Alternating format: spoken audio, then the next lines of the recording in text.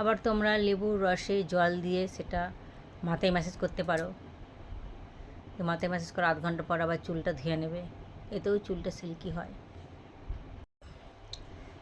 তোমরা এটাও করতে পারো যে ফ্রিজের ঠান্ডা জল বা বরফ, তার সাথে 2 চামচ কমলা লেবুর রস মিশিয়ে সেটা মাথায় লাগাতে পারো।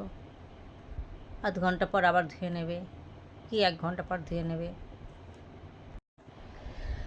যে কোনো ভেষজ তেলের সাথে তোমরা মধু, দুধ ও ডিমের সাদা অংশ ও পাকা পেঁপে চটকে একটা প্যাক তৈরি করে নেবে, দিয়ে মাথায় চুলের গোড়ায় লাগাবে।